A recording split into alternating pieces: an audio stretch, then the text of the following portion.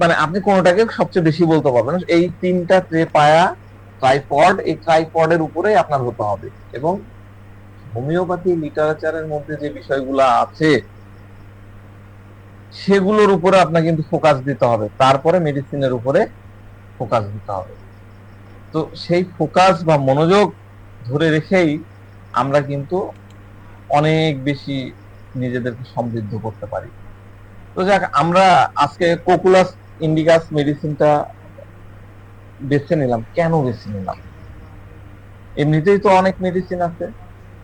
তো আমাদের সবচেয়ে বড়, হোমিওপ্যাথদের সবচেয়ে বড় সুবিধা কি জানেন?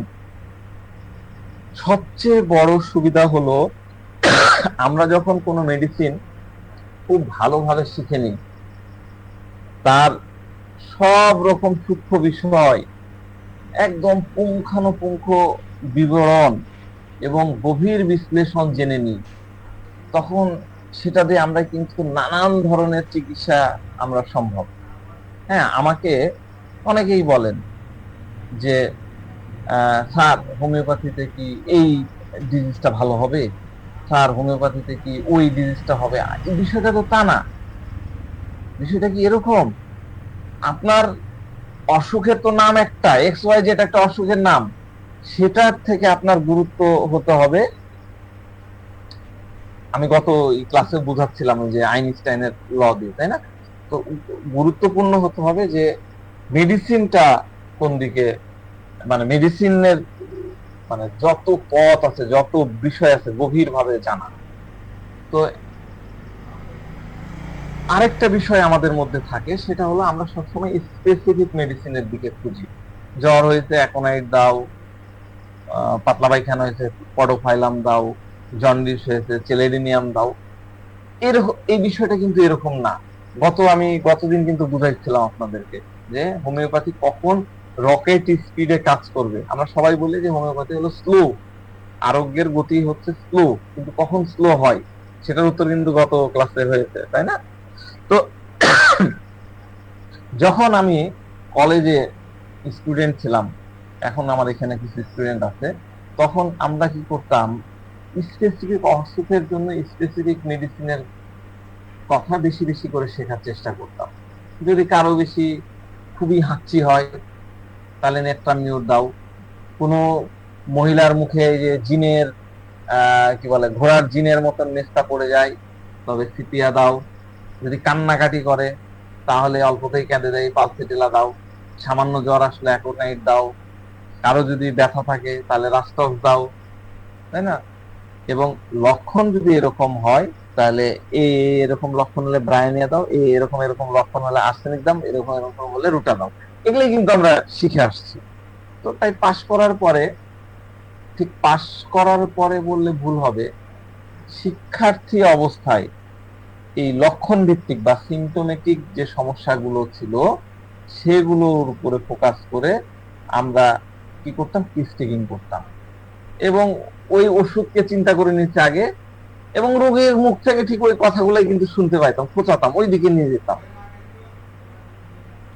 তো রুগী হয়তো বলতো যে তার সমস্যা, স্যার আমার সমস্যা না ডান সাইডে, আমার সমস্যা বাম সাইডে, আমার এই মাথা ব্যথা পেছনের দিকে এই জায়গা থেকে, আমার এই আধ কপালে ব্যথা, এইখান থেকে এই পর্যন্ত ব্যথা।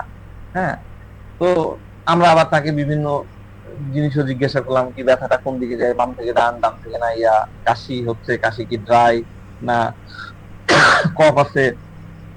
তো এই ধরনের ফোকাস মানসিকতা নিয়ে আমরা কিন্তু শিখে গেছি এবং প্র্যাকটিসও কিন্তু শুরু করে দিয়েছি। তো এতে যে পয়েন্ট গুলা মিস হয়ে যেত, আমরা রুগীর সিমটম তো বুঝতে শুরু করতাম কিন্তু রুগীকে বুঝতে পারতাম না। রোগের সিমটম সব পেয়ে গেছি, আমাদের এখানেও অনেক আছেন, অনেক এক্সপার্ট, একদম ধপাধপ ধপাধপ সিমটম বাইর করবে, এখানে আছিল ওইখানে ওই, কিন্তু ওই সিমটম নিয়ে রুগীকে কিন্তু আর বুঝতে পারতাম না। একদম আমার কথা বলতেছি, আপনারা আমার থেকে অনেক ট্যালেন্ট, আপনারা হয়তো ওই সিমটম নিয়ে বুঝে ফেলতে পারছেন, কিন্তু ডেফিনেটলি রুগীকে বোঝা যায় না।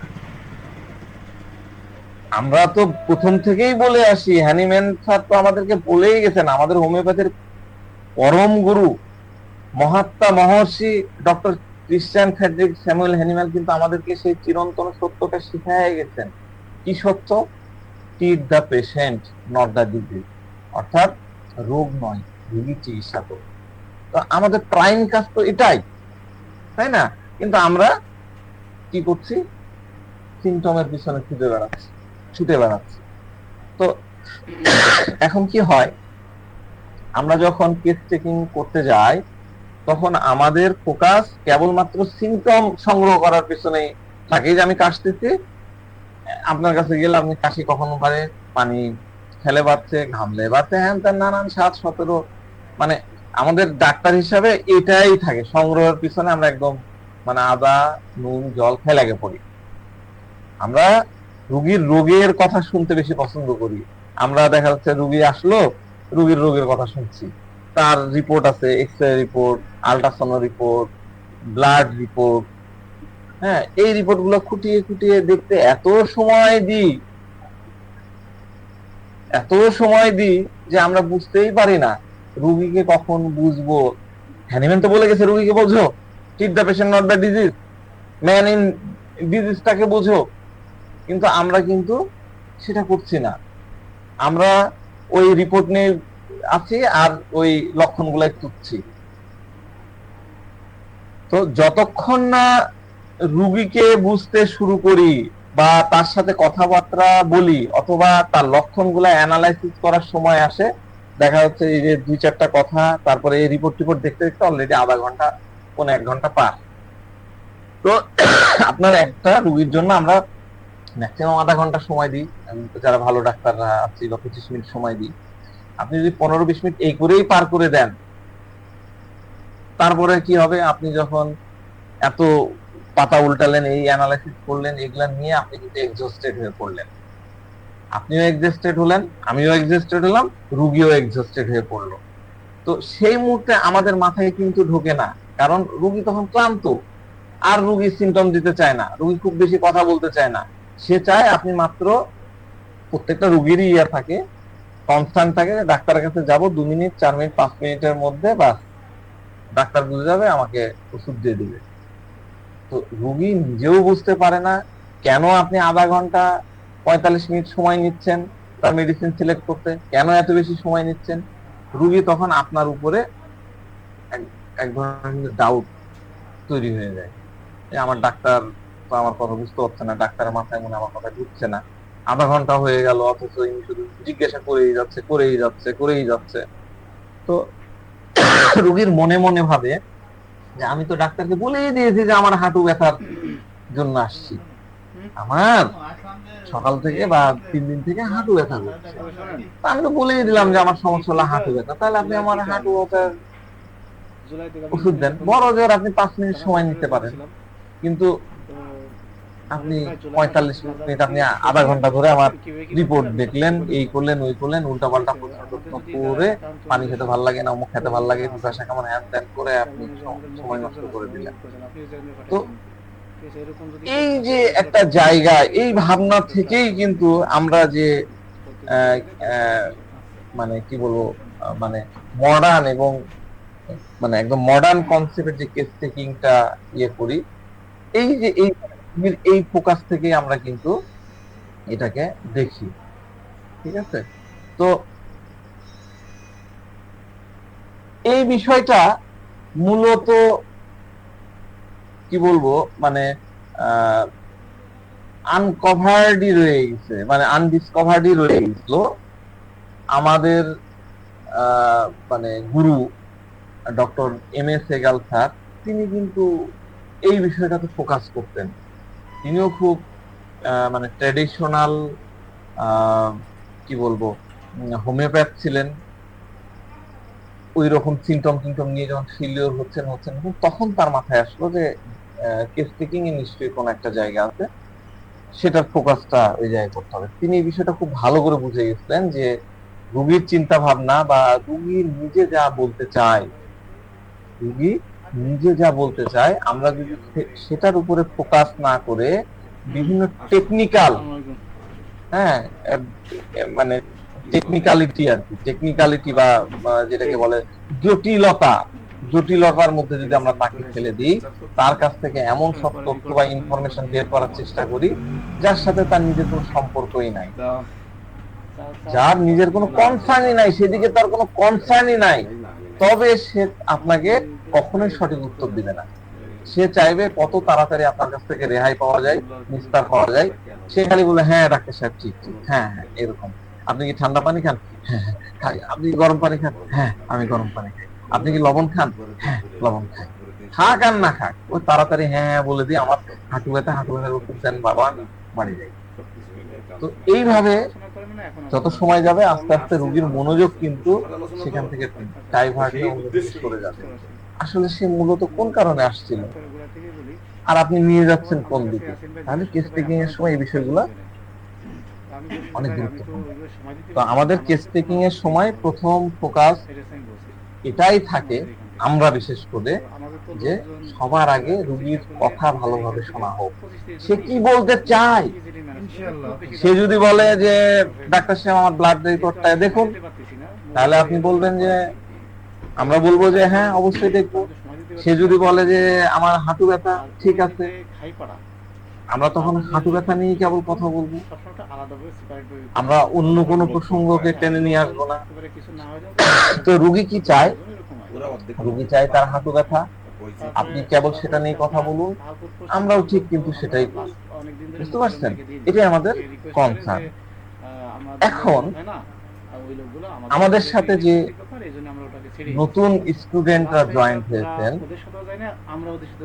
তারা অনেকেই আমার সম্পর্কে জানেন। হ্যাঁ, তো তাদের কাছে মনে হয়, আমরা মনে হয় রোগীর কেস টেকিং এর সময় শুধুমাত্র মাইন্ডের উপরে ফোকাস করি।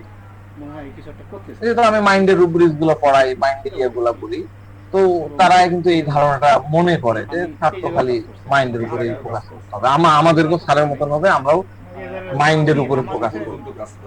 মানে রুগী এসে বসার সাথে সাথে তাকে জিজ্ঞাসা করবো, জি জি বলুন আপনার মনের মধ্যে কি চলছে, আপনার কি খুব রাগ হয়, আপনার স্বভাব কেমন, এই প্রশ্নগুলো বসা মাত্রই করা শুরু করে দেবে। এরকম হয়তো নতুনরা ভাবতে পারে।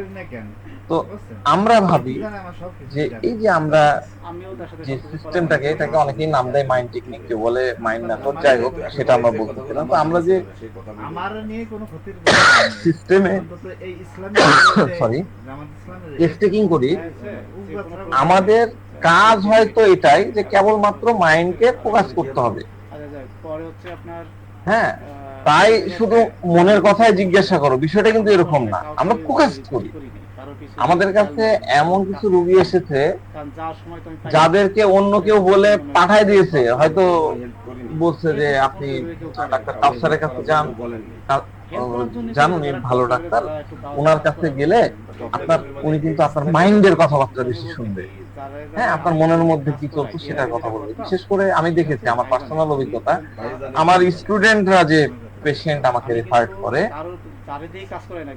বা আমার স্টুডেন্টরা যখন আমার সামনে বসে পেশেন্ট হিসেবে বসে হেল্প নেয়, তখন তারা এই কথা খালি মাইন্ড মাইন্ড নিয়ে ইয়ে করে। তো কিছু পেশেন্টের ক্ষেত্রে আমার খুবই আশ্চর্য লাগছে যে তারা শুরুতেই মাইন্ড নিয়ে কথা বলা শুরু করে দেয়। তারা এসেই বলে যে স্যার আমি আপনাকে বলি আমার কিন্তু রাগ না খুব হয়, ওই একটুতে রেগে যায়, আমি একটুতে প্রচন্ড রেগে যাই। তখন আমি বলি যে আরে ভাই আমি কি আপনাকে জিজ্ঞাসা করছি, আমি তো আপনাকে জিজ্ঞাসা করিনি যে আপনার রাগ কেমন, আপনি রাগ হয় আপনি নিজে থেকে এরকমটা কেন বলছেন। তখন রোগী বলেন না স্যার আমার ওই আপনার একটা স্টুডেন্ট আছে না, এই আপনার কলেজের স্টুডেন্ট, ও হচ্ছে আমাকে আপনার কথা বলছে, আমি জানছি যে আপনি নাকি মাইন্ড ধরে ধরে কেসের সমাধান করেন। তো এই কারণে সে যেহেতু শুনে আসছে, তাই সে নিজে থেকেই আগে থেকে মাইন্ডের কথা বলা শুরু করে দিল, অথচ আমি কিন্তু তাকে জিজ্ঞাসাই করিনি। তাই এই বিষয়টা মনে রাখবেন, আমরা যখন কোনো মানে পেশেন্ট দেখি, তখন আমরা কিন্তু সরাসরি মাইন্ড সিমটম ধরি না। আমি পার্সোনালি কিন্তু সরাসরি মাইন্ড সিমটম ধরি না। আমরা কি করি, আমরা করি হচ্ছে মেন্টাল স্টেট, রোগীর মানসিক অবস্থাটা বুঝতে চাই। এটা খেয়াল রাখবেন, নোট করে নেবেন। আমরা কেস টেকিং করি, আমার মতন করে যারা কেস টেকিং করতে চান তাদের কিন্তু মাইন্ড সিমটমের দরকার নাই, মাইন্ড রুব্রিক্সের দরকার নাই, আপনার বুঝতে হবে মেন্টাল স্টেট। আমরা কাজ করি ব্যক্তির মানসিক অবস্থা তথা মেন্টাল স্টেটের উপরে। এটা হলো আজকের দিনের আপনাদের মানে কি বলবো প্রথম লেসন, ফার্স্ট ফোকাস। ঠিক আছে, আমি তো স্লাইড শুরু করে দিয়েছি। এখন দেখেন এই স্লাইডটা দেখেন, স্লাইডগুলো তৈরি করতে আমার অনেক সময় চলে যায়, চিন্তা করে থিম নিয়ে এসে। দেখেন একজন সাধারণ রোগীর কথা আমি বলছি যা আপনাদের বুঝতে হবে। আমরা আসলে কিভাবে কেস টেকিং করি, কি কি নেই আর কি কি নেই না, এই বিষয়গুলো দেখেন। এমনি ইন জেনারেল আমি একটু আলোচনা করি। আমরা একজন রুগী দেখা যাচ্ছে যখন টেস্টিং করছে, একটা রুগী যখন আমার কাছে আসছে তখন সে নির্দিষ্ট কিছু ওয়ার্ড বলে। যেমন ধরেন আজকে একটা পেশেন্ট এসে বলছে, স্যার আজকে না আমার খুব বেশি ডিপ্রেশনে, আমি আজকে খুব বেশি ডিপ্রেশনে আছি, আমি আজকে খুব বেশি ডিপ্রেশনে আছি, আমি আজকে খুব ফ্রাস্ট্রেটেড থাকি। দেখেন আমি স্লাইডে ওয়ার্ড গুলো লিখে দিয়েছি। হ্যাঁ, আজকে আমি খুব উদাস থাকি স্যার, মন খুব খারাপ থাকে, কিংবা আমি খুব নিরাশ বা ডিসঅ্যাপয়েন্টমেন্ট থাকি। তো এই 4-5টা শব্দ কিন্তু রোগী বলে, অনেক রোগী বলে। তো এগুলো যে কোনো পরিস্থিতিতেই হতে পারে। যেমন এই কথাগুলো এরকম হতে পারে যে, স্যার আমি চিকিৎসা নিয়ে খুবই নিরাশ, আমি খুবই নিরাশ, ডিসঅ্যাপয়েন্টমেন্ট, আমি খুব হতাশ কারণ আমি ভালো হতে পারছি না, স্যার আমার একটা খুব বড় ক্ষতি হয়ে গেছে, তাই আমি কয়েকদিন থেকে খুব স্যাড, আমি খুবই মনমরা হয়ে আছি স্যার, খুবই দুঃখী থাকি। স্যার আমার না, আমি এত ইনকাম করি, এত কিছু করি, বাসায় সবাইকে টাকা দিই, কিন্তু আমার বাড়ির লোকজন আমার কোনো কথাই শুনে না, আমাকে কোনো দাম দেয় না, আমার কোনো কথাই চলে না, এই নিয়ে আমি খুবই ফ্রাস্ট্রেশনে আছি। স্যার আমি ডিপ্রেশনে আছি কারণ আমার মন মেজাজ সব সময় খারাপ থাকে। তো রুগী এসে কিন্তু এই কথাগুলাই বলে দেয়, আপনারা খেয়াল করবেন এবার থেকে, এই টাইপের কথা কিন্তু রুগী বলে। এখন আমাদের কাজ কি?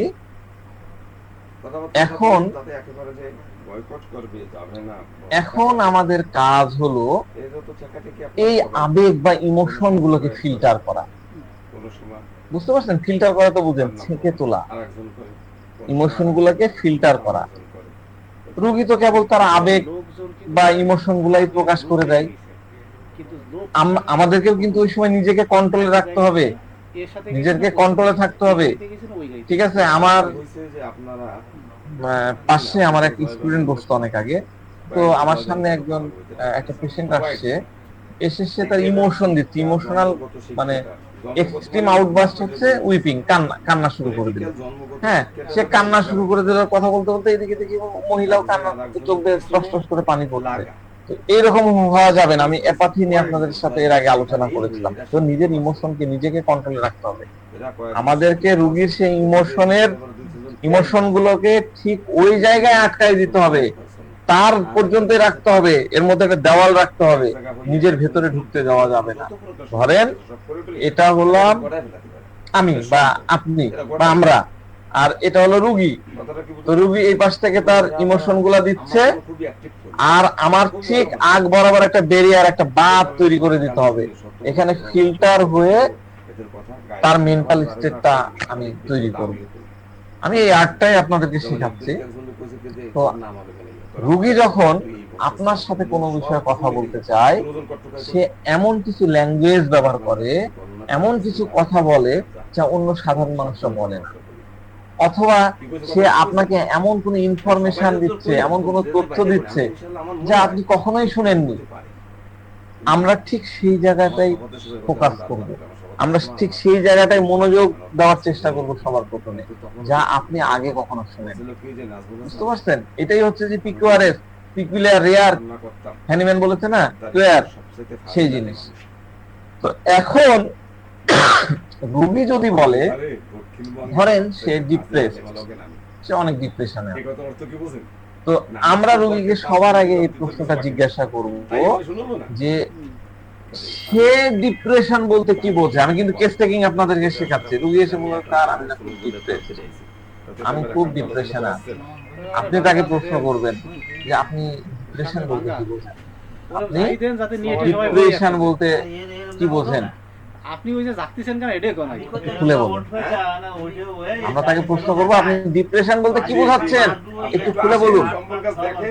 দেখুন আপনি বা আমি বা একজন শিক্ষিত পারসন ডিপ্রেশন শব্দের মেডিকেল শব্দের অর্থ কি সেটা সবাই কিন্তু জানি না। আমরা কিন্তু সবাই ডিপ্রেশনের অর্থটা বুঝি, কিন্তু আমাকে অবশ্যই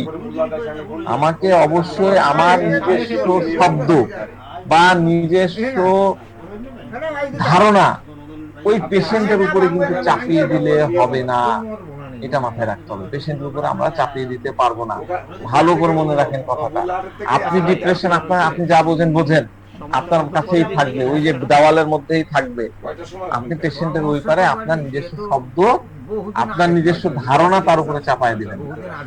আমাকে তার নিজস্ব দৃষ্টিভঙ্গি থেকে বুঝতে হবে যে সে ডিপ্রেশন বলতে কি বোঝাচ্ছে, তার এই ডিপ্রেশন কেন হচ্ছে, কোথায় থেকে আসছে, কত সময় ধরে আসছে, এবং সে নিজে কেন ডিপ্রেশন শব্দটা বলছে, কে তাকে শেখাইছে, কে তাকে বলে দিয়েছে যে তোমার এটা হলো ডিপ্রেশন, তোমার ডিপ্রেশন হচ্ছে। এই বিষয়গুলো আমাকে তার কাছ থেকে বুঝতে হবে। তাহলে রোগীকে জিজ্ঞাসা করে আমাদেরকে এই বিষয়গুলো পরিষ্কার করে নিতে হবে। সে জানলো কিভাবে যে সে ডিপ্রেশনে আছে। রোগী হয়তো বলবে যে স্যার ডাক্তার বলেছেন যে আমার ডিপ্রেশন, আমি ডাক্তার মামুন হোসেনের কাছে গেছিলাম, তিনি আমাকে বলেছেন যে আপনার ডিপ্রেশন।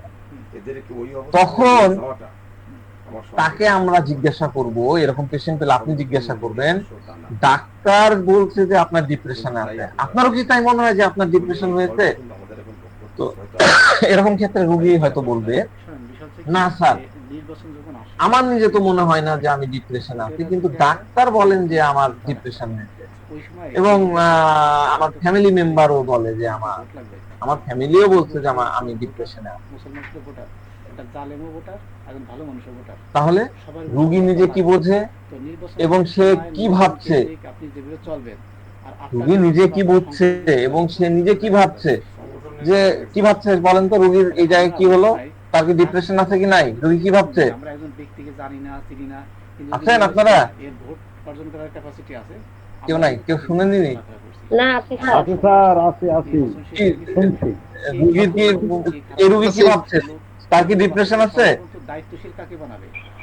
নাই স্যার, মনে হচ্ছে তার ডিপ্রেশন নাই, তার ডিপ্রেশন নাই। এটা কিন্তু সবচেয়ে ইম্পর্টেন্ট। তাকে ডাক্তার কি বলেছে সেটা ইম্পর্টেন্ট না, তার ফ্যামিলি তাকে কি বলেছে তার ইম্পর্টেন্ট না, তার মামা, তার বউ, তার হাজবেন্ড, তার অমুক তমুক কে কি বলছে সেটা বিষয় না। রোগী কি বলছে সেটা ইম্পর্টেন্ট। আপনি নিজে কি ভাবেন, আপনার কি ডিপ্রেশন আছে? রোগী বলছে না স্যার আমার তো মনে হয় যে আমার কোনো ডিপ্রেশন নাই, আমার মনে হয় না যে আমি ডিপ্রেশনে আছি। তাহলে ভাই আপনি আমার কাছে কেন আসলেন? এটা কিন্তু আপনার একটা প্রশ্ন, কেস টেকিং এর একটা প্রশ্ন আমি আপনাদেরকে শিখাই দিলাম। তাহলে ভাই আপনি আমার কাছে কেন আসলেন? তাহলে এটা হলো আপনার স্টার্টিং পয়েন্ট, এটা হলো আপনার স্টার্টিং পয়েন্ট। আমাদেরকে সে বিষয়টি সবার আগে শিখতে হবে, তা হলো আমার কেসের এন্ট্রি পয়েন্ট কি হবে। কেস টেকিং এর সময় আমরা কোন কেসে কোন দিক দিয়ে ঢুকবো, এন্ট্রিটা করবো কোন দিক দিয়ে। অনেক সময় আমরা কিন্তু এন্ট্রির ক্ষেত্রটা বুঝতে পারি না, যে এই রুগীটা আসলো, এই রুগীর মধ্যে কোন দিক দিয়ে ঢুকবো, এন্টার করবো কোন দিক দিয়ে। এর জন্য অনেকগুলা কিন্তু এন্ট্রি গেট আছে, প্রবেশদ্বার আছে, অনেক জানালাও আছে, ডোর উইন্ডোজ আছে, দরজাও থাকে। তো রোগী কোন দিক দিয়ে এন্টার করতে হবে সেটা তো আমার জানা নাই, আমার জানা থাকে না। তাই আমার সবার আগে খুব অ্যালার্ট থাকতে হবে যে রোগী কোন দিক দিয়ে আমাদের দিকে এন্ট্রি দিচ্ছে, এবং আমাকেও ঠিক ওই দিক দিয়ে এন্ট্রি করতে হবে। রোগী বলে দিতে হবে যে আমাকে কোন দিক দিয়ে এন্ট্রি দিতে হবে, কোন দরজা দিয়ে ঢুকতে হবে। এমনটা যদি হয় রোগী বলে যে উইন্ডোতে ঢোকেন, উইন্ডোতে ঢোকেন, আপনি রোগী যদি উইন্ডোতে এন্ট্রি দিচ্ছে, আপনাকে কিন্তু দরজা দিয়ে ডোর দিয়ে ঢোকার চেষ্টা করলে হবে না। আপনি যদি ডোর দিয়ে ঢোকার চেষ্টা করেন তাহলে সেটা ভুল কেস টেকিং হবে, আপনি অন্যদিকে চলে যাবেন। এটা সবসময় মনে রাখতে হবে। আমি একটু আগে একটা উদাহরণ দিয়ে বুঝালাম যে রোগী এসে আপনাকে ডিপ্রেশনের কথা বললো, তাহলে আমরা তার কিন্তু ডিপ্রেশন দিয়েই ঢুকে পড়লাম, তাই না? ওই রোগীর ক্ষেত্রে এন্ট্রি পয়েন্টটা হলো ডিপ্রেশনের জায়গায়।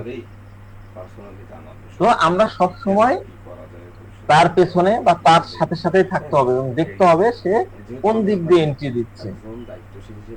দ্বিতীয়ত, রোগী যদি বলে ডাক্তার সাহেব আমি আজকাল খুব উদাস থাকি, তবে সবার আগে বুঝতে হবে তার ফিলিংসটা কি, ফিলিংস থাকে স্যাডনেস বা এই উদাসীনতার সময় তার মনের ভিতরে আসলে কি রকম ফিলিংস বা অনুভূতি কাজ করে। এটা কিছু প্রাইমারি কথাবার্তায় চলে আসে, আমাদের কিন্তু ভুল করলে চলবে না। তো এরপরে আলোচনায় আসি। এখন আমি যে বিষয়গুলা আলোচনা করব খুবই ইম্পর্টেন্ট, খুবই ইম্পর্টেন্ট। এর আগে আমি আলোচনা করেছি কিন্তু আমি আবার আলোচনা করছি। এই বিষয়গুলো আপনাকে পেশেন্ট থেকে ভালো করে বুঝে নিতে হবে, তাকে জিজ্ঞাসা করে ক্লিয়ার হতে হবে।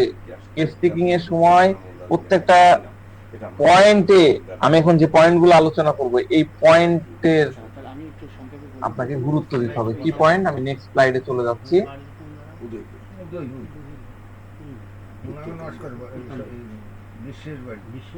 বিশ্বের বাড়ি ঠিক না, আমরা শেখ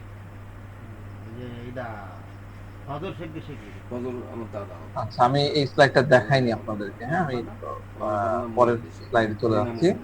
কেস টেকিং এর সময় কোন পয়েন্টগুলো আমাকে গুরুত্ব দিতে হবে।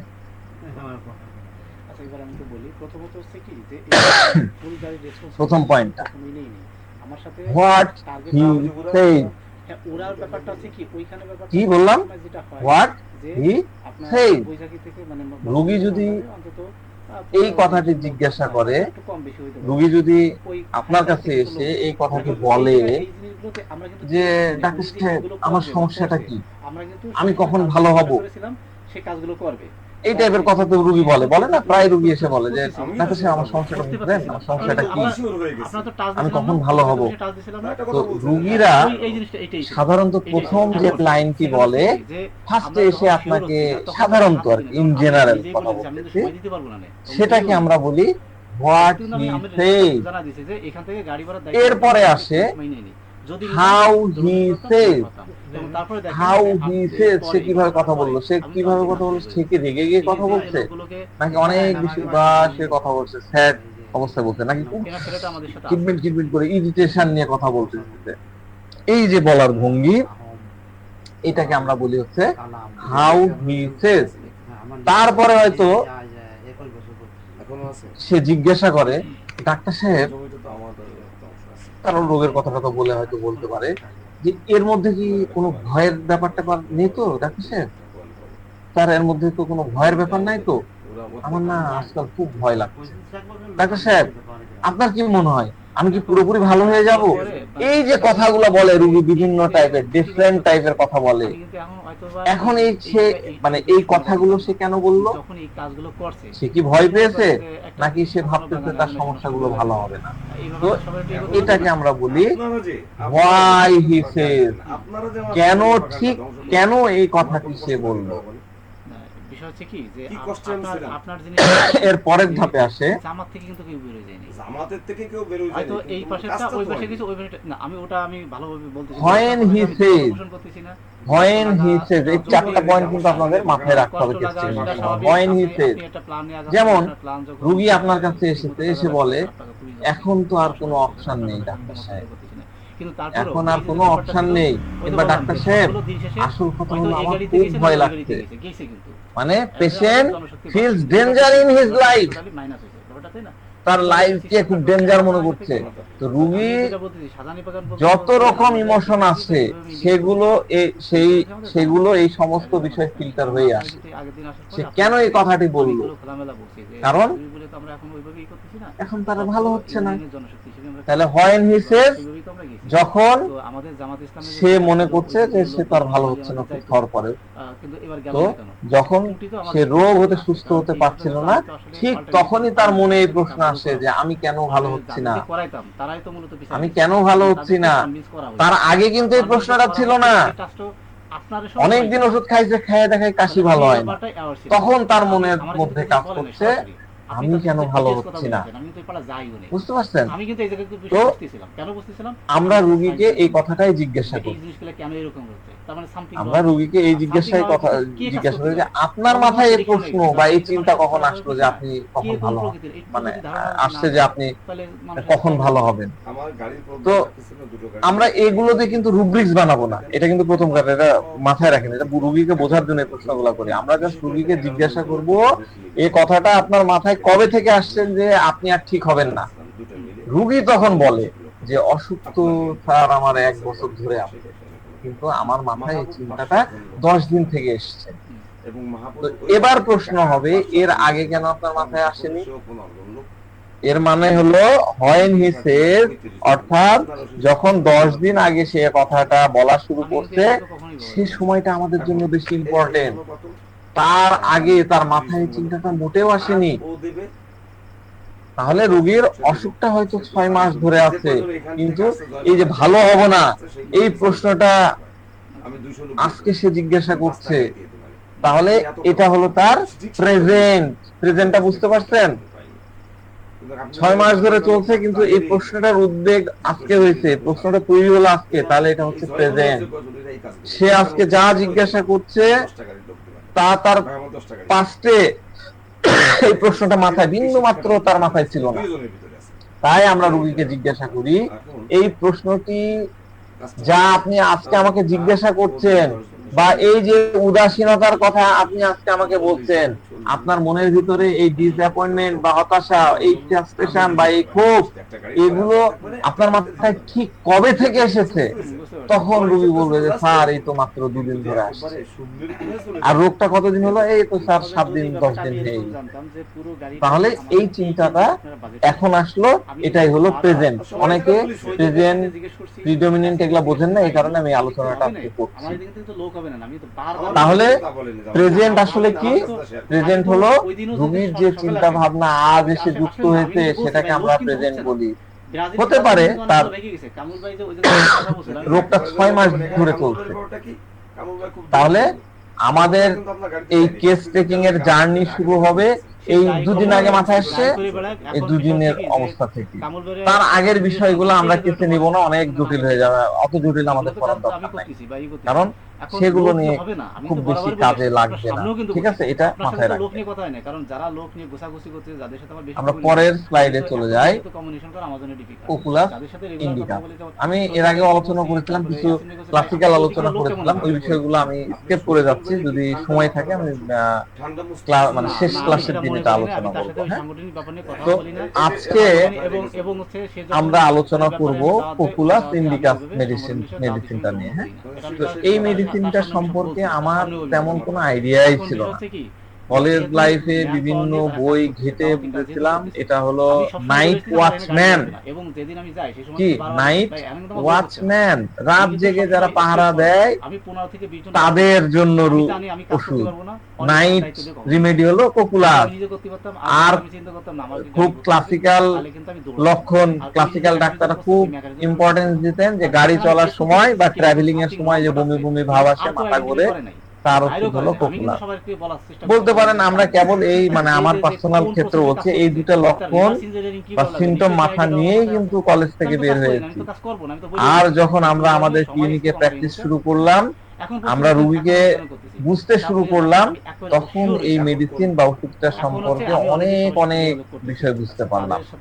আমি যদি বলি, আমি আপনাদেরকে যদি বলি যে কোকুলাসকে আমি কিন্তু অনেক অনেক জটিল রোগে ব্যবহার করেছি। যেমন আমার খুবই মনে পড়ে, আমি 2013-14 সালে একটা পেশেন্টকে হ্যাঁ, তার দিয়েছিলাম লোকবল ছিল, লিভার আমাদের ওখানে একটা সিরোসিসের ইউনিট আছে, ওখানেও আমরা প্রায় পেশেন্ট, তার 100 জন অ্যাসাইটিস 100 হয়ে যেত, 200 থেকে 250 জন ওই লোক একদিন ছিল, দুদিন আমাদের পর পর তার ছোট পেট জায়গা থেকে ছিল, পানি সেখানে বের ঘুরে করতে হতো। রাস্তায় যখন ডাক্তাররা বলেছিল বড় জোর 2 মাস মোকাররম মিয়া, তারপরে মিয়া আপনি ফারুকের উপস্থিত ছিল, তাদের কাছ থেকে আপনি রিপোর্টটা ভালো মতন খাওয়া দাওয়া করেন।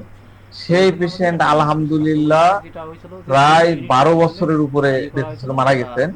হ্যাঁ, কিন্তু খুব এবং মজার ব্যাপার হচ্ছে তার 1.5-2 বছরে ওই অ্যাসাইটিস হইতো না, পানি বাইর করতে না হতো না, শেষের দিকে এরকম অবস্থা ছিল। একদম স্বাভাবিক লাইফে বাড়ির কাজকর্ম থেকে শুরু করে সব কিছু সে করতো। ঠিক আছে, তো এই পপুলার সিন্ডিকাটকে আমি পেয়েছি। আমি তো তখন থেকেই মনে হয়েছিল যে এই মেডিসিনটা আমাকে ভালো করে শিখতে হবে, আরো শিখতে হবে। হ্যাঁ, তো এই মেডিসিনটা অনেক বেশি পেয়েছি, এবং হোমিওপ্যাথির আসল মজাটা কিন্তু এখানেই। আপনি যদি এমন একটা মেডিসিন খুব ভালোভাবে শিখে যান যা আপনার অনেক রোগের উপশম মানে করতে বা চিকিৎসা করতে খুব সহজে সাহায্য করবে, তাহলে এটা অনেক বেশি ভালো লাগা থাকবে। আর আপনারা যদি কেবলমাত্র এই ছোটখাটো লক্ষণ ভিত্তিক বা অর্গানো স্পেসিফিক বা ওই যে সিমটোম্যাটিক যদি কিছু ওষুধ শেখেন, তবে অল্প অল্প কাজ করবে এবং দীর্ঘমেয়াদী কোনো সুবিধা আপনি করতে পারবেন না। তো এই ওষুধের ইতিহাস আমরা হ্যানিম্যানের, দেখেন ছবিটাও আমরা বানাইছি আপনাদের জন্য। আমরা হ্যানিম্যানের সময় থেকে স্টাডি করতে পারি, অত ইতিহাস বলছি না।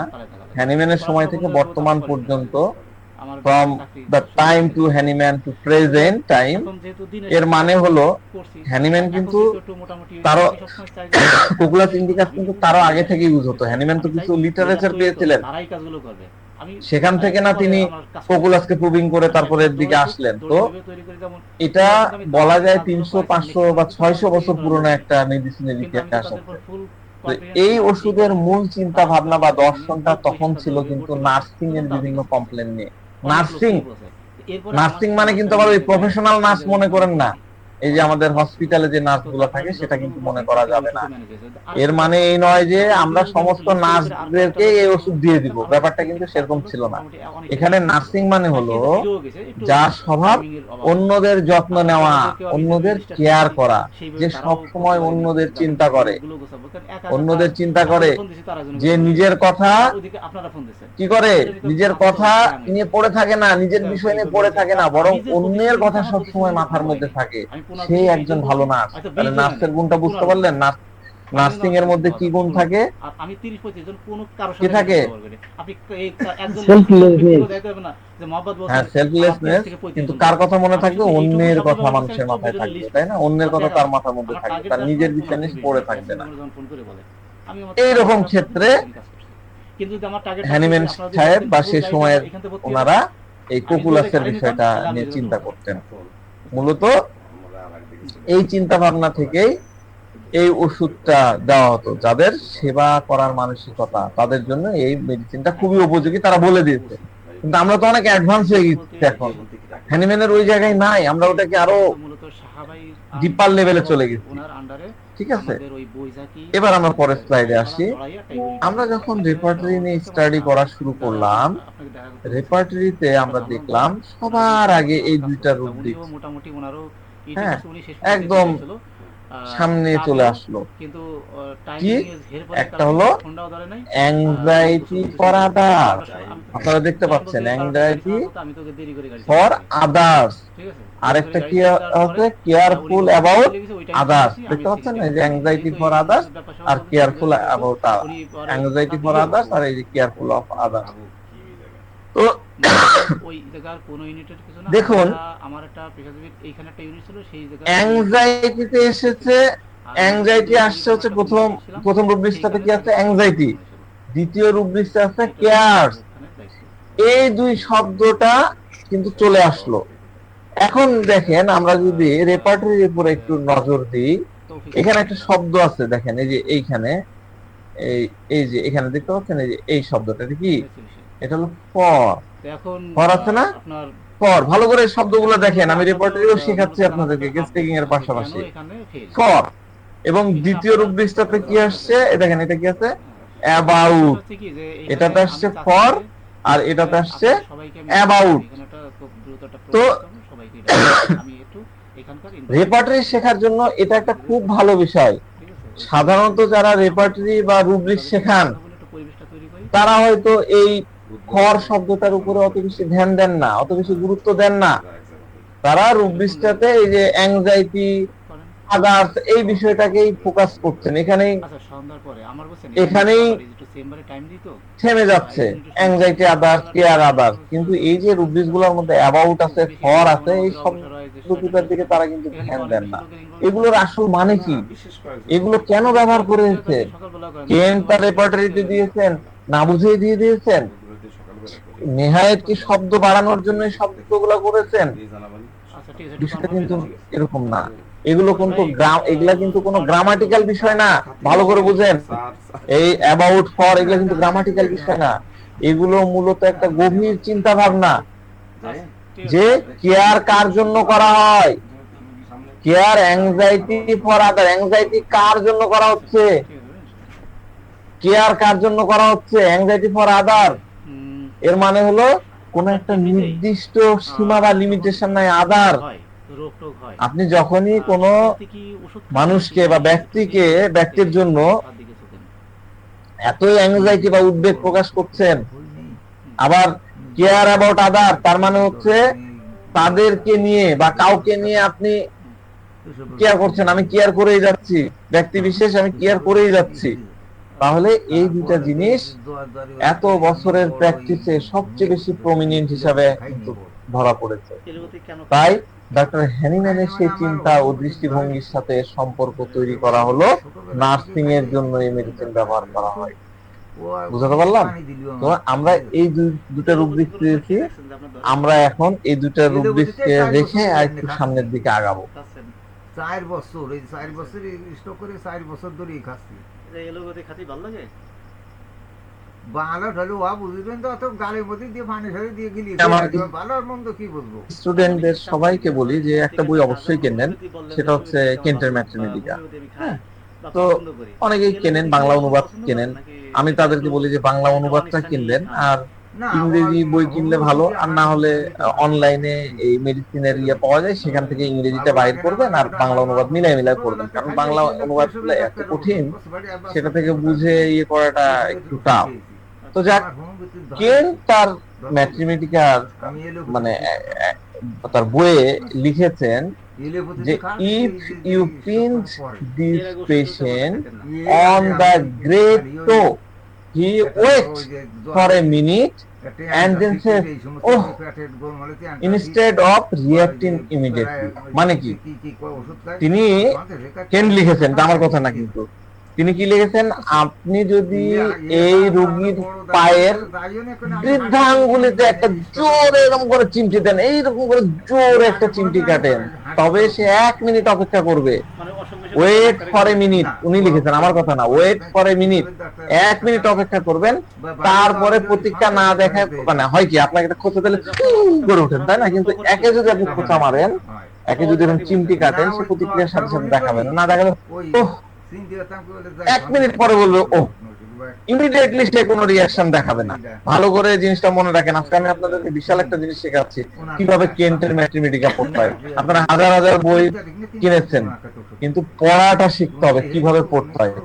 এই যে শব্দটা আছে, এই যে দেখেন আমি এখানে হাইলাইট করে দিই, এই যে শব্দটা আছে ও, দেখতে পাচ্ছেন আমি হাইলাইট করে দিয়েছি ও, এই ও শব্দটা আপনারা খুব ভালোভাবে খেয়াল করেন।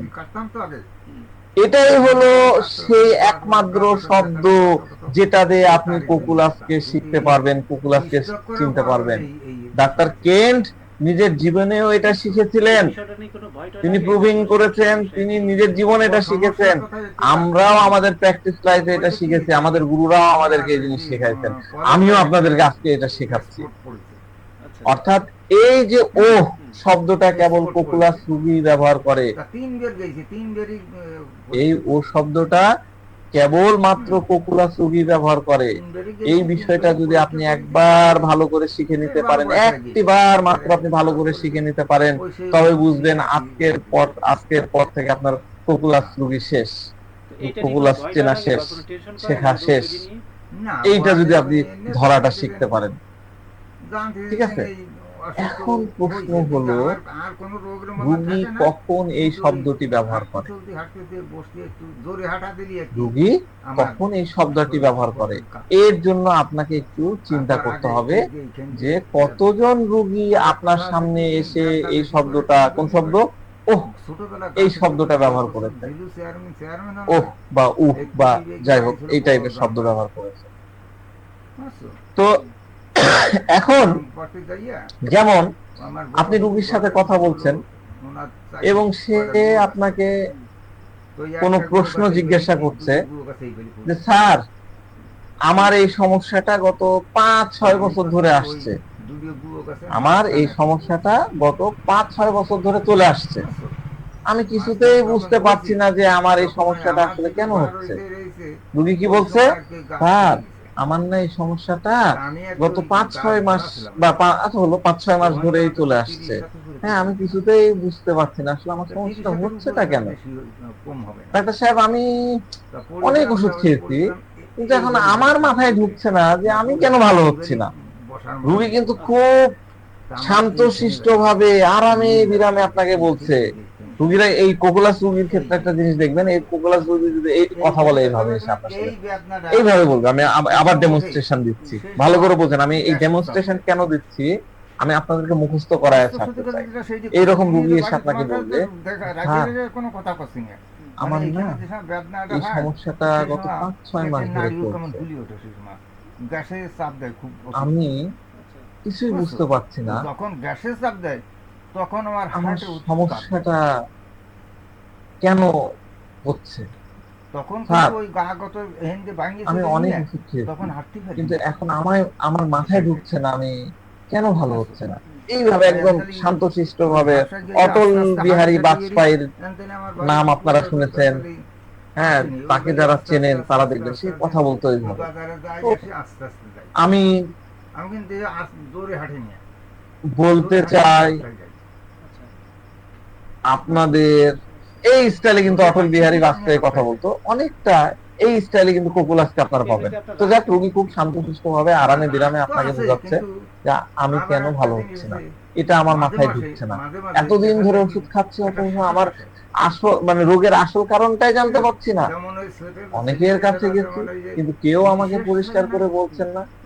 আমার সাথে এভাবেই চলছে, 6 মাস ধরে এভাবেই চলছে। মাঝে মাঝে একটা শ্বাস আসে। তো তখন আমি তাকে বলি হ্যাঁ, নিঃশ্বাস যে মানে আপনার শ্বাসটা এত জোরে সমস্যা হওয়া বেশি সত্ত্বেও আপনি একটানা চিকিৎসা করে যাচ্ছেন। শ্বাসটা এরকম টান দেন। তখন আসে। রুগী বলে আমরা হঠাৎ তাহলে আমি এছাড়া কি বা করতে পারি স্যার, আমি তো কেবল ওষুধই খেতে পারি।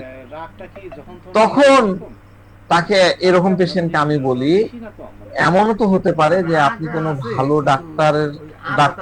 ডাক্তারের কাছে যাননি, আপনি কোনো ভালো ডাক্তারকে খুঁজে পাননি, অথবা হতে পারে আপনি আপনার রোগ সম্পর্কে ডাক্তারকে ভালোভাবে বুঝায় উঠতে পারেননি, আপনার রোগটা ক্লিয়ার করে আপনি ডাক্তারকে বলতে পারেননি। এখন আমি যখন এই রুগীকে কথাটা বললাম যে আপনি সম্ভবত ভালো ডাক্তারের কাছে যাননি, না হলে আপনি মনে হয় ডাক্তারকে ক্লিয়ার করে বলতে পারেন, রোগী তখন তৎক্ষণাৎ মানে একদম ইমিডিয়েটলি এই প্রতিক্রিয়া দেয়, "ও, ডাক্তার সাহেব, এতক্ষণে আমি আপনার কথাটা বুঝতে পারলাম, ঠিক বলছেন আপনি, একদম ঠিক বলছেন, একেবারে সঠিক বিষয়টা আপনি বলছেন, আপনি এখন যা বললেন তা আমার মাথায় ঢুকছে, হতে পারে আমি কাউকে আমার রোগটা ভালো করে বুঝাতেই পারিনি। এখন দেখেন এই যে ওয়ার্ড গুলো, ও ডাক্তার সাহেব, ওহ মানে শুধু ওহ না, নোয়াখালীর মানুষ তার ওহ ওইভাবে বলবে না, নোয়াখালীর ল্যাঙ্গুয়েজে বলবে। আমি আপনাদের বোঝানোর জন্য বলতেছি এই ওহ ওয়ার্ডটা কিন্তু তার লোকাল ল্যাঙ্গুয়েজে বলবে।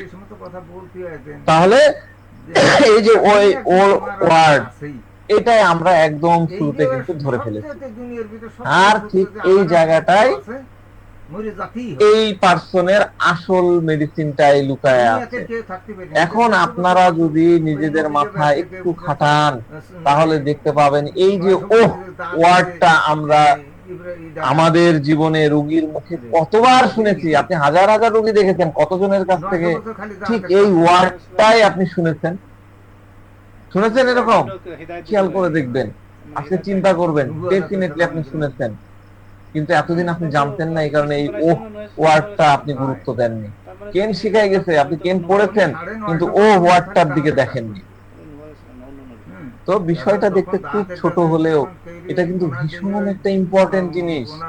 এটাই হলো মূল চাবিকাঠি। কি ডাক্তার কেন তো আমাদেরকে বলে গেছেন, কিন্তু আমরা বুঝতে পারিনি। ডাক্তার কেন প্র্যাকটিসে এটা কিভাবে ব্যবহার করেছিলেন? ডাক্তার কেন্টের বক্তব্য এটা ছিল, এই রোগী যদি আপনি চিমটি কাটেন, এই রোগীকে যদি আপনি চিমটি কাটেন, একটা পিঞ্চ করেন, যেমন আমরা কাকে একটু খোঁচা দিলাম, একটু চিমটি কেটে দিলাম, একটু পিঞ্চ করলাম, তখন কোকুলাস রোগী কি করবে? আপনি তাকে পিঞ্চ করার পরে সে কিছুক্ষণ থামবে, গন্ডারের চামড়া না, কিছুক্ষণ থামলো।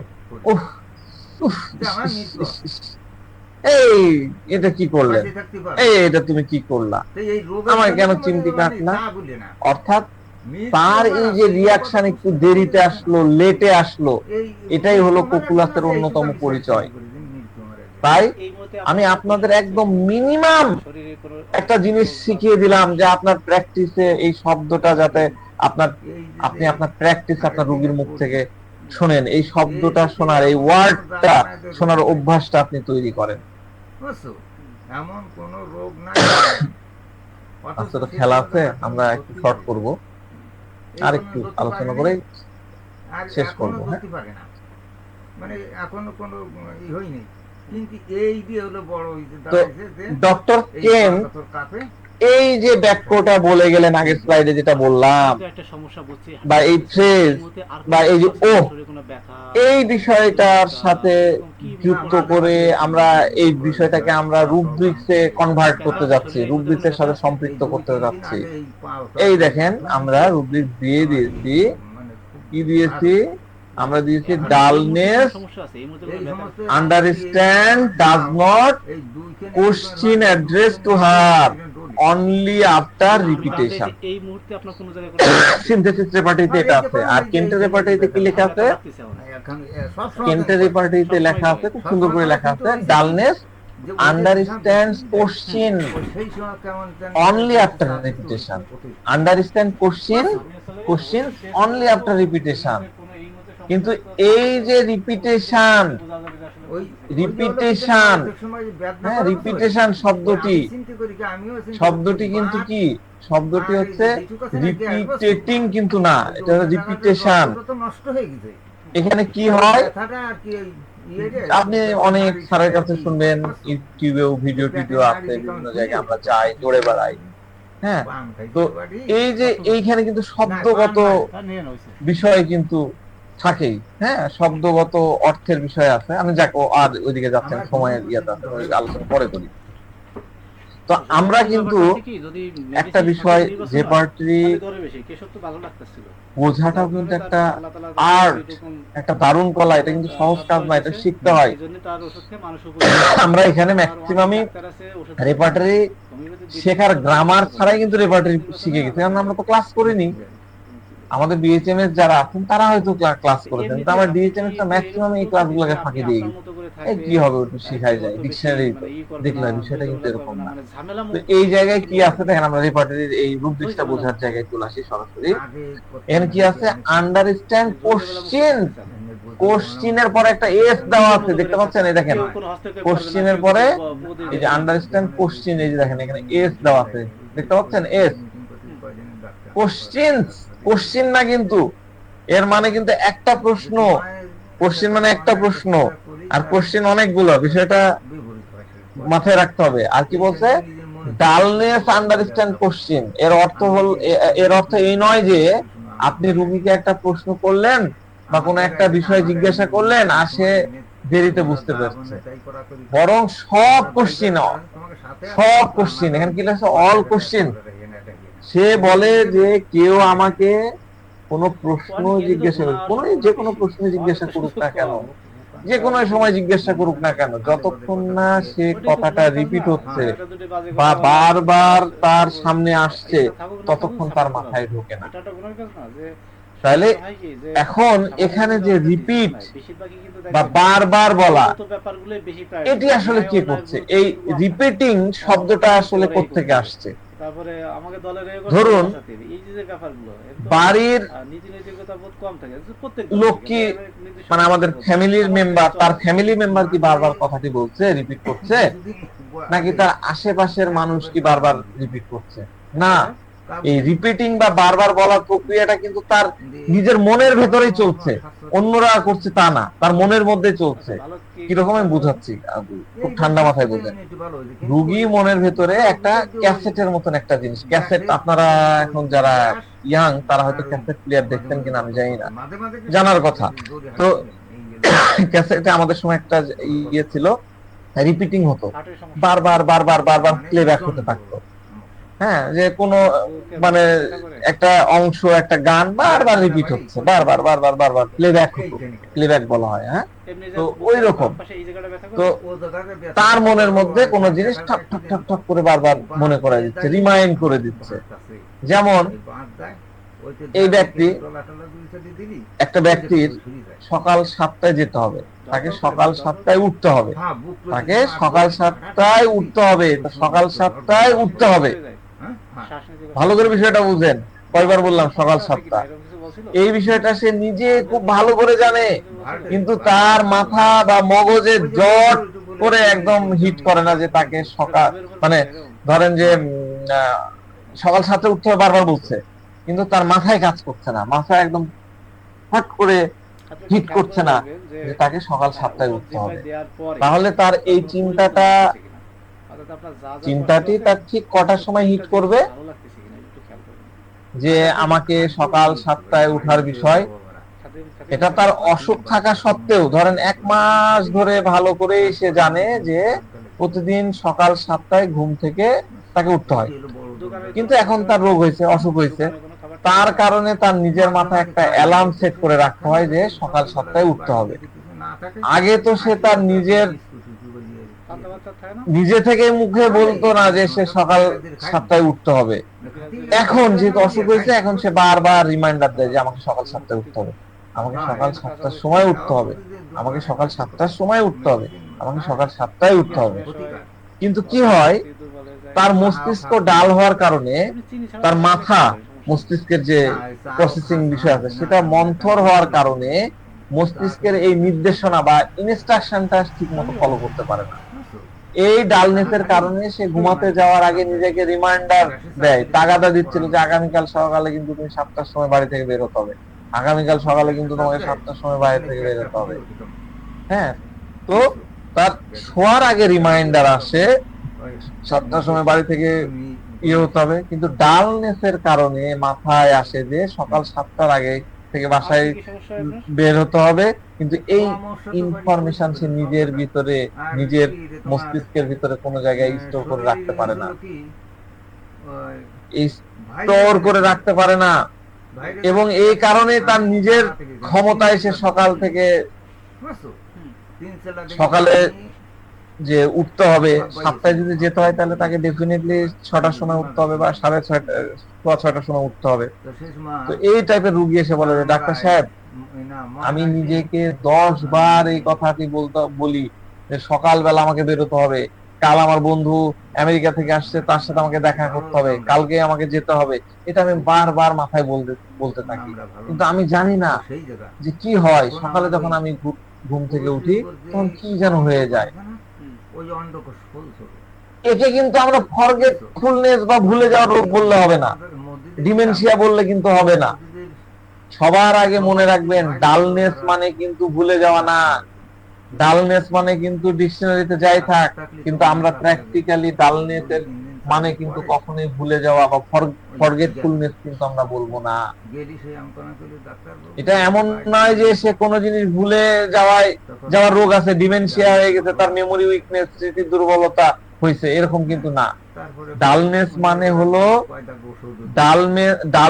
মানে হলো কোনো বিষয়ে মাথা ততটা শার্প না, কোনো বিষয়ে তার মাথায় অতটা শার্প না, যে জিনিসটি সে আগে একবার ঝট করে বুঝে যেত, সেই জিনিসটা বুঝতে বা মাথায় ঢুকতে তার কিছুটা বেশি সময় লাগছে।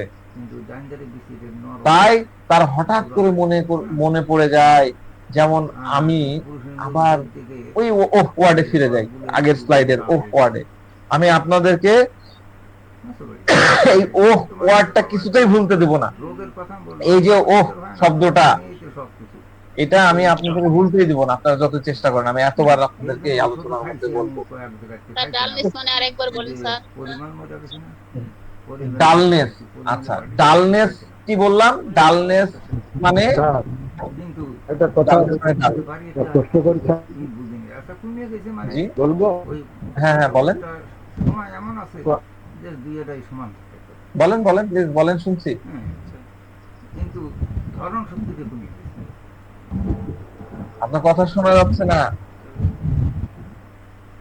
আপনার কি এই যে আপনার কথা শোনা যাচ্ছে না, সম্ভবত নেটওয়ার্ক প্রবলেম। আচ্ছা আমি বলে দিচ্ছি, ওই ডালনেস মানে হলো এই ব্যক্তির মাথাটা অতটা শার্প না, যে জিনিসগুলো আগে।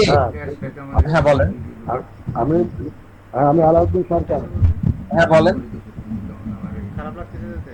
না ভালো লাগছে কারণ ওই ভিতরে পেটের ভিতরে যখন ঠান্ডা একটু বলবো স্যার? ওই ভিতরে ঠান্ডাটা হ্যাঁ বলেন প্লিজ বলেন, সময় নষ্ট করেন না। আমি বলছি যে আপনি বললেন যে ও শব্দ, ব্যথাটা করে হ্যাঁ না, পরীক্ষার সময় যখন হ্যাঁ। ছিল রোগীকে ওষুধ খান কি শব্দটা কি বলছি, এখন শরীরে তখন কি ও শব্দটা এখন কোনো দোকানে খালি এই যে এইখানেই তো তা বলছি জিজ্ঞাসা করতে এইখানে ও শব্দটা কি তখন আমরা পাইছিলাম ওই যখন পরীক্ষা করছিল প্রথম দিন? না সেইটুকু মানে প্রুভিং এর সময়ের কথা বলছিলেন, প্রুভিং এর কথা বলছেন, প্রুভিং এর সময় পাওয়া গেছে কিনা? থাকার জন্য ব্যথাটা করে। হ্যাঁ অনেক সময় দেখা যায় বসে থাকা জি জি জি জি। আর ওই আচ্ছা আমি আগের যে স্লাইডটা দিলাম ওটা হচ্ছে ডক্টর জিটি কেন্টের স্লাইড, এবং তিনি প্রুভিং এ পেয়েছেন বলে ওয়ার্ডটা কিন্তু লিখে দিয়েছেন। বুঝতে পারছেন? আমি যে ইয়েগুলো পড়ালাম এগুলো সবই প্রুভিং এর পড়া। সেই সময় আমি গতদিন হিরোইনাম পড়াইছিলাম, সেটাও কিন্তু প্রুভিং এর পড়া, প্রুভিং এরই সব। আমি সেই জিনিসগুলোকে আপনাদের কাছে সহজ করে ব্যাখ্যা করছি যে ম্যাথমেটিক্যাল গুলো এইভাবে পড়তে হয়। তো ঠিক আছে আমরা আলোচনায় যাই। হ্যাঁ ঠিক আছে, আপনি একটু মিউট হয়ে যান। শরীরটাই তো ভিতরে একটা ভালো লাগা কাজ করে, সার- মনের ভিতরে তো একটু ফুরফুরে না, আছে। সেটা হলো সেই দুর্বলতা ডালনেস। ছিল, সেই দুর্বলতাটা একটু ঝট করে মাথার মধ্যে ঢুকছে না, অনেক সময় লাগছে, সেটা হচ্ছে ডালনেস। তো কি মনে হচ্ছে যে এই ও শব্দটি এখন কি হলো, আস্তে আস্তে ধরেন টাইম পার হয়ে গেল, এই ব্যক্তির ক্ষেত্রে বলছি যার বন্ধুর সাথে দেখা করতে যাওয়ার কথা ছিল, তার দুপুর 2টার সময়, মনে করেন যে 7টা হলো না, বন্ধুর সাথে রিশিডিউল করলো 2টার সময় বন্ধুর সাথে দেখা করতে যেতে হবে। এখন সে চুপচাপ বসে আছে, নিজের মতো কিছু একটা কাজ করছে, কোনো একটা কিছু করছে, অথচ গতকাল সে পুরোপুরি প্রিপারেশন রেখেছিল যে সকাল 7টার সময় আমি যাব, আবার 7টার সময় পারলো না, পরে বন্ধুকে ফোন দিয়ে 2টার সময় রিশিডিউলিং করলো, 2টার সময় বন্ধুর সাথে দেখা করবো, সে ইয়ে করছে, বসে আছে। গতকাল পর্যন্ত তার পুরা মাথায় প্রস্তুতি ছিল যে সকালে উঠতে হবে, 6টার সময় উঠবো, 6:30টার সময় উঠে রেডি রেডি হয়ে বন্ধুর সাথে দেখা করতে যাব। কিন্তু আজকে ঘুম থেকে যখন উঠলো 6:30 বাজে, তখন দেখে যে 6:30 বেজে গেছে। তো বেজে গেলে কি হয়, আমরা সাধারণ মানুষ, আমরা কোকুলাস না, আমরা কি তাড়াহুড়া করে নাস্তা টাস্তা করে রেডি হয়ে চলে যাই, কিন্তু এ তো কোকুলাস। সে কি করছে, সে দেখা যাচ্ছে ঘুম থেকে উঠে নিজের যাচ্ছে, নিজের মতন করে কাজ করে যাচ্ছে। এইভাবে দেখা যাচ্ছে যে 40 মিনিট পার করে দিয়েছে, 6:45 বাজায় দিয়েছে, বা 2টার সময় যদি শিডিউল করে থাকে 2:45 বাজায় দিয়েছে। এবার যখন ঘড়ির দিকে তাকাচ্ছে,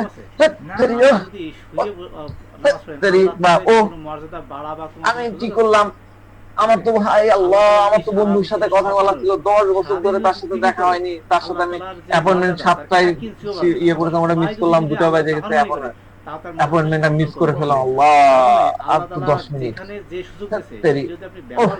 একই শব্দ কিন্তু আপনি মাজুর, বাস। আপনি দাঁড়ায় পড়তে পারতেছেন না। এখন সে হঠাৎ করে ঘাবড়ে গেল, এখন আমি কি করবো, এখন আমি কি করবো, কই যাব, কিভাবে যাব? তাহলে এখানে আবার আমি এই ওয়ার্ডটা কিন্তু টেনে আনলাম। এই ওয়ার্ডটা অনেকবার আসে, বলতে পারেন প্রায় সময় আসে, ঠিক আছে, এটা মাথায় রাখবেন। এরপরে দেখেন আমি আপনাদেরকে বুঝিয়ে দিলাম ডালনেস খুশি হবে না আন্ডারস্ট্যান্ড কোশ্চিন কারণ সেখানে অনলি আছে। After repetition. এখানে রূপ size বৃষ্টিতে আপনি নেই, ডালনেসের তাহলে সাথে সেখানে আপনাদের খুশি দেখতে হবে যে একদম এই আল্লাহর সাথে জায়গায় সেখানে তুলনা কোন হবে। ওয়ার্ড আসবে, তার আল্লাহ তাআলা ওহ, কোরআনের কোনো অভাব আছে? ওয়ার্ডটা আল্লাহ আপনাকে পরিষ্কার খুশি করে একটা বলে gift দেবে। দিচ্ছে, সেই gift তাহলে টা আপনি ও নিলে শব্দটা আল্লাহ আসলে খুশি মানে হবে। কি? And আপনি যদি মনে করেন ও আল্লাহ কি শব্দটার মনে করে আসল মানে যে হলো, খুব আমি, ইম্পর্টেন্ট, নোট করে নেন, না পড়ে ভিডিও চাইবেন না, এই হুনে মনে এখানেই নোট করে আল্লাহই নেবেন। আপনাকে ও শিখিয়েছে। শব্দটার আল্লাহ অসীম আসল দয়াশীল। মানে আল্লাহ হলো দয়ার কোনো শেষ এই নেই। যে ডালনেস আল্লাহকে ছিলাম, ও সেই বলা মানে হলো জিনিসটা ডালনেসটা ভেঙে গেল। সেটাকেই গ্রহণ করতে হবে। ব্রেকডাউন অফ ডালনেস করবেন, সব ও হয়তোবা কখন ইউজ করে? যখন আপনি ডালনেসটা যতটুকু ভেঙে যায়। আপনি ভালো করে মাথায় হয়তোবা রাখেন, শুদ্ধ ডালনেস, এই যে এই রুব্রিক্সটা, বা ডালনেস অন্তত আন্ডারস্ট্যান্ডিং যেমন এই কোশ্চিন শিক্ষাটা অনলি সবই আফটার করতে রিপিটেশন, হবে। মনে এই নিয়ে তো ডালনেসটা মনোযোগ যখন দিতে হবে। ভেঙে যে যায় খুশি রুব্রির করবো না, মধ্যে, তখন তখন বুঝি যখন ওহ খুশি খুশি শব্দটা এই খুশি এই খুশির সাথে বলতে তেরি, হবে। তেরি, এই যে শব্দ ব্যবহার করলো, এটা হলো নিরপেক্ষ কি ডালনেস ব্রেক হয়ে গেল। ডালনেস যেটা ছিল সেটা ভেঙে গেল, এবং পেশেন্টের কি হলো? পেশেন্ট জেগে উঠলো, পেশেন্ট অ্যাওয়াকেন হয়ে গেল। এর মানে দাঁড়ায়, যদি এই ওহ ওয়ার্ডটা না আসতো, তবে ততক্ষণ পর্যন্ত কিন্তু পেশেন্ট অ্যাওয়াক বা জেগে উঠতে পারতো না, তাহলে এই শূন্যস্থান সচেতন পূরণ কে হতো না। করবে এখন? এই শূন্যস্থান কে পূরণ করবে? আমি কি ক্লিয়ার করতে কোনো পারছি? কথা? পপুলাস কিন্তু সবসময় এই ডালনেসের মধ্যে ডুবে থাকে না।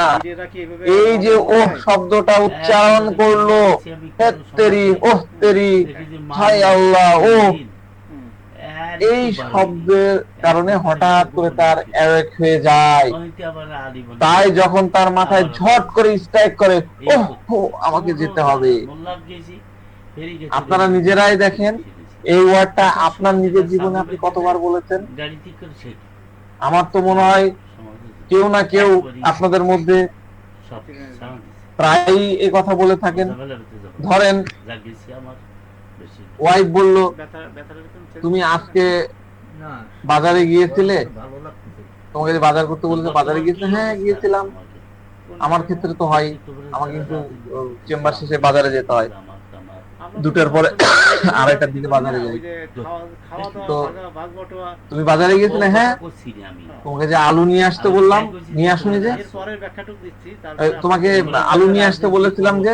হ্যাঁ বলেছিলে, তুমি আনোনি তো? ওহ ছাই খোদা, আমি তো আলুর কথা একদমই ভুলে গেছি, আলু আনার কথা ভুলে গেছি। এই দেখেন আমি ও বলে ফেললাম। ও আচ্ছা, মানে দেশের পরিস্থিতি জিজ্ঞেস করছেন। এখন আপনারা হয়তো বলবেন যে পেশেন্ট এসে কি বলবে? আপনি নিজের কথা বলতেছেন, বাড়ির কথা, পেশেন্ট কি বলবে? এটাই বলবে যে ডাক্তার সাহেব অনেকগুলো বিষয় সামনে আমার ভুলে যাওয়ার রোগ হয়েছে, এইগুলো যে কোনো সময় নাটকীয় মোড় নিতে পারে। আমার আজকাল কিছুই মনে থাকে না। আমরা বাঙালি জাতি আসলে তার মানে আমরা এদেশের মানুষজন মানে তার কিন্তু মনে থাকার মানে মনে না থাকার রোগ হয়নি, মন ভোলার রোগ হয়নি। সে নিজেই বোঝে না যে ওই আলু আনতে বললো, আলু কাকে বলে আর ডালনেস কাকে বলে। সে বাজারে গেছে, সে জানতো আলু কিনতে হবে, সে আলুর দিকে তাকায়ওছে, হ্যাঁ আলু। দেখুন ডালনেস কাকে বলে, এবার ডালনেসের ব্যাখ্যা আরো প্র্যাকটিক্যাল ওয়েতে দিচ্ছি। সামনে আলু পড়ে আছে, সেদিকে সে তাকালো, এই তো ডায়মন্ড, এটা তো কার্ডিনাল আলু আছে না, গোল্ড, এই আলুর নাম কিনতে গেলে ভ্যারাইটি, কিন্তু সে কিনে নিয়ে এলো টমেটো। সে আলুর দিকে তাকাইছে, আলুর দিকে তাকাইছে, এবং তার মাথায় এটা আসছে যে আমার বাসা থেকে তো মিসেস ফোন দিয়েছিল, কিছু একটা আনার কথা ছিল, কিছু একটা আনার বলছিল। সামনে জিনিসটা পড়ে আছে, সে দেখতে পাচ্ছে, কিন্তু তার মেমোরিতে আনতে পারছে না। যেমন রুগী আসলো, সে হয়তো বাড়ি থেকে পুরো ভেবে এসেছিল। দেখেন আপনার চেম্বারে আপনি এই জিনিস কিভাবে পাবেন, সে বাড়ি থেকে পুরো ভেবে এসেছিল যে আমি ডাক্তারের কাছে গিয়ে কি বলবো, ডাক্তারের কাছে কি বলবো, সে ভেবে আসছে। তাকে বলতে হবে যে আমার এই জায়গাটায় ব্যথা, বা আমার রাত্রে ঠিক মতো ঘুম হচ্ছে না, এটা কিন্তু সে ভেবেছে। দেখুন পপুলাসের সবচেয়ে ভালো এন্ট্রি পয়েন্টটা কি?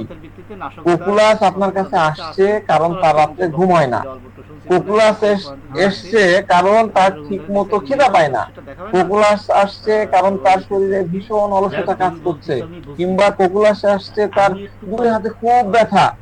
সে বাড়ি থেকে এই সমস্ত ভেবে আসছে যে ডাক্তারকে গিয়ে আমাকে এগুলা বলতে হবে, ডাক্তার সাহেব আমার আজকে কাঁধে খুব ব্যথা থাকে, ইদানিং আমার কাঁধ খুব ব্যথা করে, আমার খুব কোমর ব্যথা করে, এই কথাটা তাকে সে বলতে আসছে। এখন সে ডাক্তারের চেম্বারে বসলো। ঠিক আছে, ডাক্তারের চেম্বারে আমরা প্রথমে যেটা করি, নাম দাম নিই, বয়স টয়স নিই, ঠিকানা টিকানা সব জেনে নেওয়া হলো। এবার জিজ্ঞাসা করা হলো যে জি বলেন আজকে আপনার আমার কাছে কেন আসতে হলো, আপনি আজকে কেন আসলেন, বলেন আপনার কি হেল্প করতে পারে। আমরা তো এই প্রশ্নগুলো করি। রুগী তখন বলবে যে ডাক্তার সাহেব অনেকদিন হয়ে গেল, আজকাল না কেমন জানি, আজকাল না, ও কোকুলাস স্টাইল, আমি কোকুলাস স্টাইলে বলতে যেভাবে বলে, ডাক্তার সাহেব অনেক দিন হয়ে গেল, আজকাল না না জানি কেমন লাগে, কোন কাজ করতে মন চায় না। একটু থেমে থেমে বলছে, কিন্তু তার কথা বলার কথা ছিল যে তার কাঁধে ব্যথা, অথচ সে কাঁধে ব্যথার কথাটাই বলতে পারছে না। কারণ এখন এসেছে, মানে ডাক্তারের সামনে এসে হঠাৎ করে সে একদম ডাল হয়ে পড়ছে।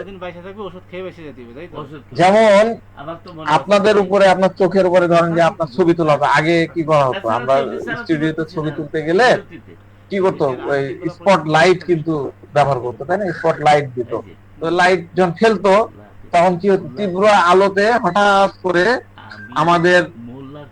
আমাদের একদম কি হয়, আমাদের চোখ কি হয়, একদম মানে ইয়ে হয়ে যায় না, একদম ফোকাস ইয়ে হয়ে যায়, দেখতে পাই না কিছু, ইয়ে হয়ে যায়, এরকম করে ফেলি।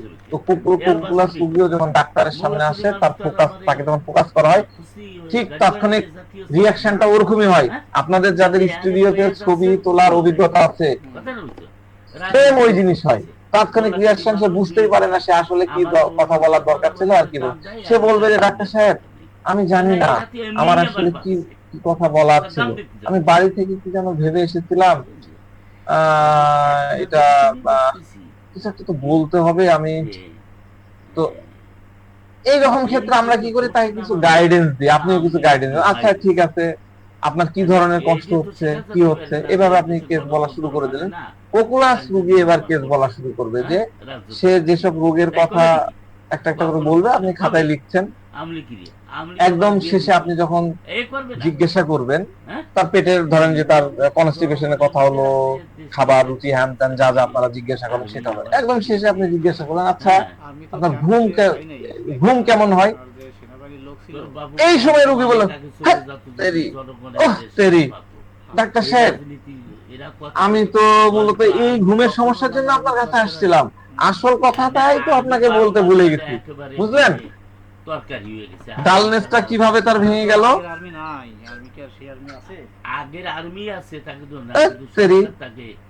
ডাক্তার সাহেব আমি তো আমার মূল ঘুমের সমস্যার জন্য এসেছিলাম, আসল কথাটাই তো আমি বলতে ভুলে গেছি। তো কোকুলাস রোগী আপনার সামনে এসে ঠিক এই কথাটাই বলবে, এটাই হলো আসল কথা। আসল কথাটি রোগী ডাক্তারের সামনে একদম বলতে ভুলে গেছে। তো এই কথাটি রোগী আপনার সামনে কতবার বলে ফেলে, আপনি পুরা কেস নেওয়া শেষ করে ফেলেন, তখন রোগী হঠাৎ করে বলে, আরে ডাক্তার সাহেব আমি তো এই সমস্যার জন্য আসিনি, আমার কথা তো হলো আমি ঘুমের সমস্যা নিয়ে আসছিলাম, কথা বলা তো ওটাই ছিল, আমার মাথায় এই চিন্তাই ছিল। এমনকি আমি যখন আপনার ক্লিনিকে আপনার চেম্বারের দরজা দিয়ে ভিতরে ঢুকছিলাম, তখন আমার মাথায় এটাই ছিল যে আপনাকে ঘুমের সমস্যার কথা বলতে হবে।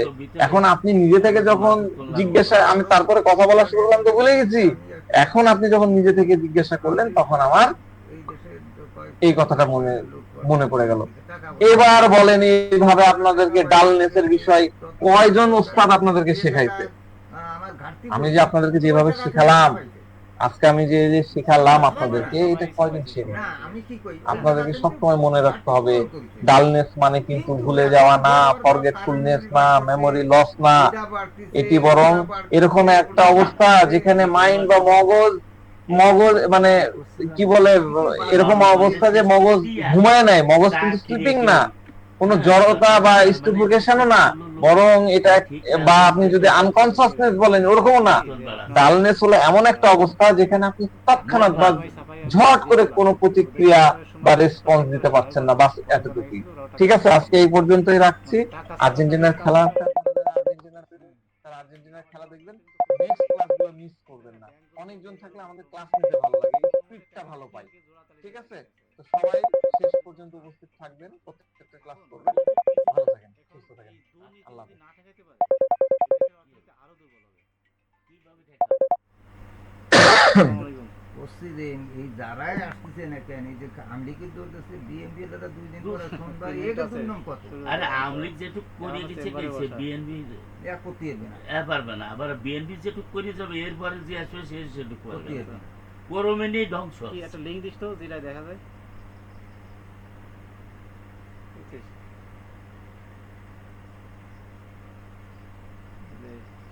আচ্ছা, তারপরে মিটিংয়ে গিয়েছিলে? গেছিলাম। আচ্ছা, কি অবস্থা? লোকজন ভালোই হয়েছিল, আপনার সার্কিটও ছিল তো, সার্কিট ভরে টরে আশেপাশে গলি টলিতেও লোকজন ছিল। আর কিছু লোক তো যেন ঢোকে আর বেরোয়, মানে মনে করেন যে দূরের থেকে গেছে, যাই সমাবেশ স্থলে হাজিরা দিল, হাজিরা দিয়ে এদিক ওদিক ছড়াই গেলো যার যার কাজে। বললো তো কথা কি সুন্দর। হ্যাঁ। আমি একটু কই, হুম, হ্যাঁ? ভালো। আমরা আমাকে কইতে তো কোনো অসুবিধা নাই। না না, না, কোনো বুঝলি। সমস্যা নেই, কোনো সমস্যা নেই। মূলত কথা আছে যে ওইখানে আমি গেলেও জনগণ আইছে, এই যে হুম, তারা মিটিং শোনা উপলক্ষে হোক আমার দ্বারা যে কাজ হবে তা হয়ে যাবে, আচ্ছা, কিন্তু যখন আমি বেরোই নেই, হ্যালো। হ্যাঁ, এই যে হুম, তখন আর ওই লোক ওই মিটিং এর উপলক্ষেও যে ভাবছে যে আমরা দারুণ যারা আছে, আমি গ্যাস হয়তো লাইট দিলাম। সে লোক না জানে থাকো কেতি হ্যাঁ কথা বলছো, বুঝছি মিটিং উপলক্ষে আইছে, গাড়িতে ভিড়িয়ে আচ্ছা, আইছে, ঠিক আছে, আইছে কিন্তু বেশিরভাগ লোক আইছে জনসভার উদ্দেশ্যে এইটারে আমার। কিন্তু আমি যখন একেবারে রুমের ভিতর বদ্ধ, বাইরের আলো দেই